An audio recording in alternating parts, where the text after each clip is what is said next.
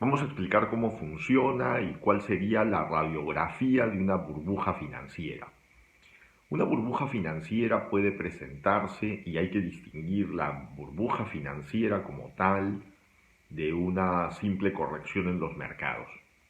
Entonces, una burbuja financiera surge cuando un activo, cualquiera, empieza a desarrollar ciertas condiciones para poder hacer una sobrepresión de demanda inicial.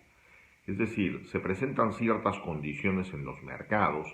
la mayoría de las cuales tienen una distorsión en un mercado secundario, existe sobrecompra y mucho componente especulativo, que generan las condiciones perfectas para que exista una fuerte y creciente presión de la demanda. Esto tiene unos activadores iniciales, existen unos jugadores que actúan como activadores iniciales de esta burbuja y este activo empieza a subir de precio de una manera desmedida sin un sustento en un subyacente real.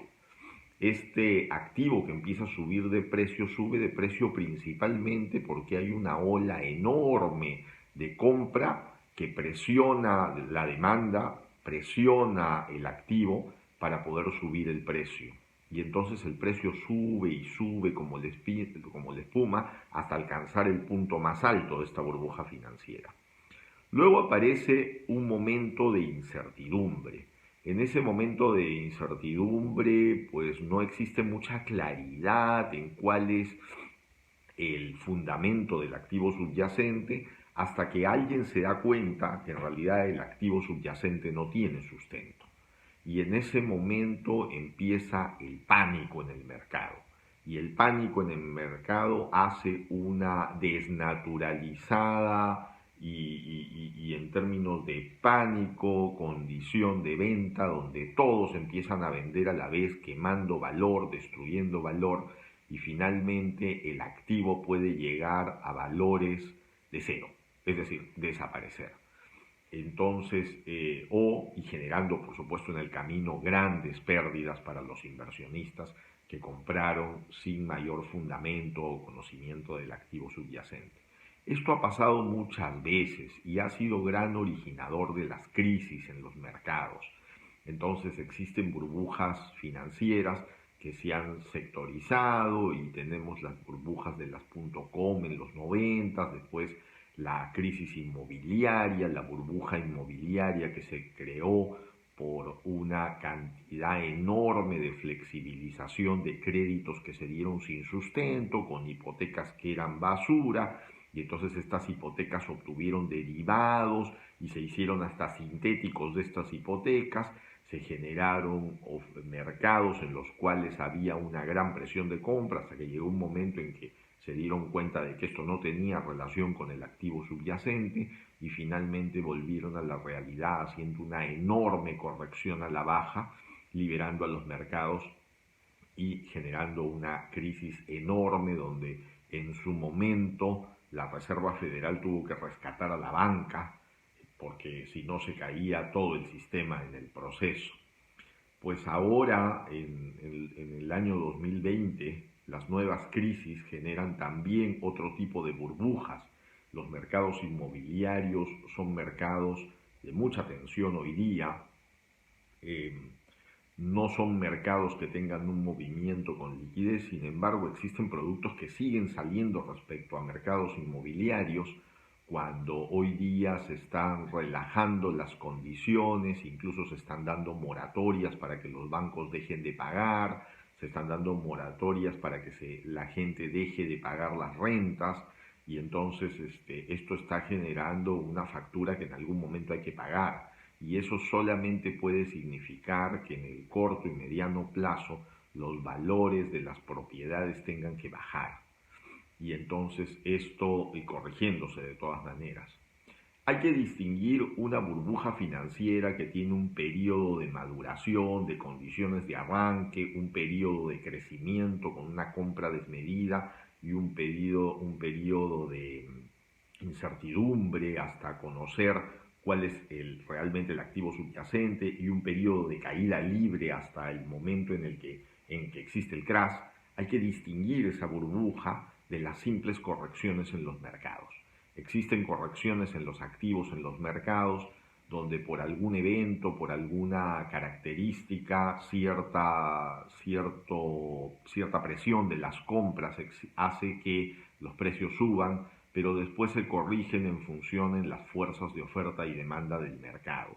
Son momentos de compra o momentos de venta. Otros tienen que ver con los inventarios, ¿no? Cuando bajan los inventarios en algunos países, en particular de metales, y empiezan a comprar, los precios suben, y cuando se llenan los stocks en esos países de esos metales, se paran las órdenes de compra y los precios se desploman. Eso de ahí corresponde a una regularidad de corrección del mercado en función a inventarios,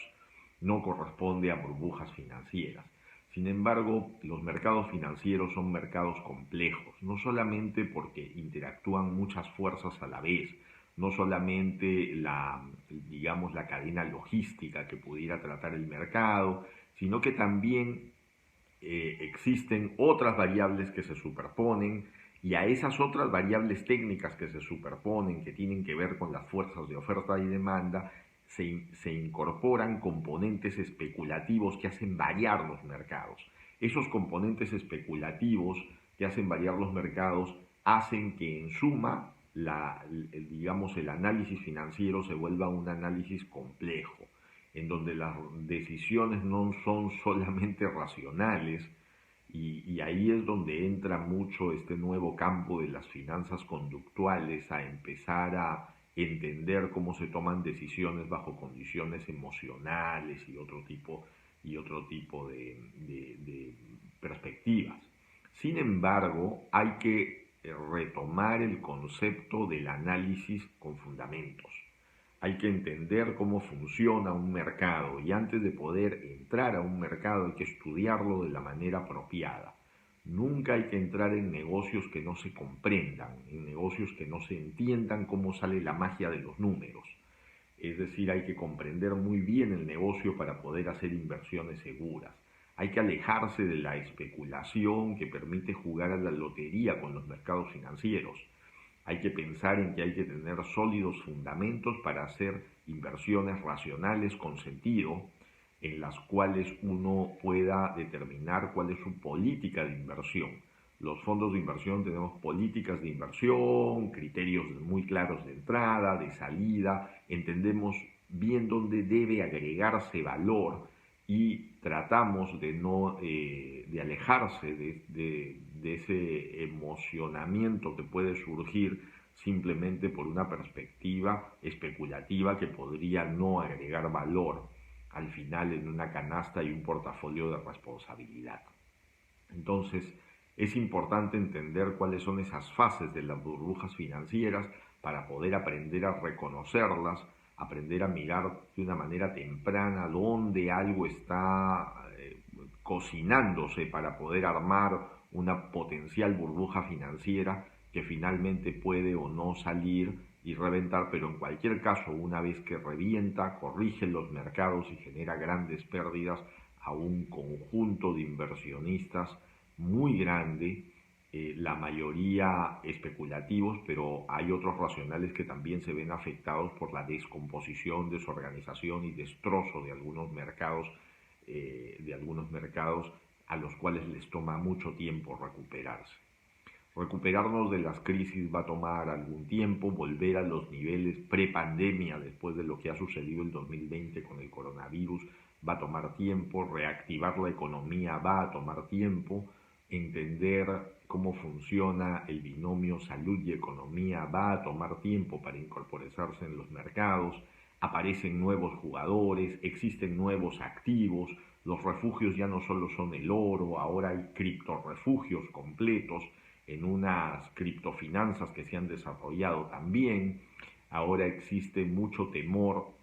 en los mercados que se ve en la prudencia, en las nuevas inversiones. Sin embargo, todas estas crisis también generan oportunidades que hay que aprender a reconocer, generan oportunidades para poder establecer los nuevos fundamentos, para poder desarrollar nuevas finanzas que agreguen valor en el futuro.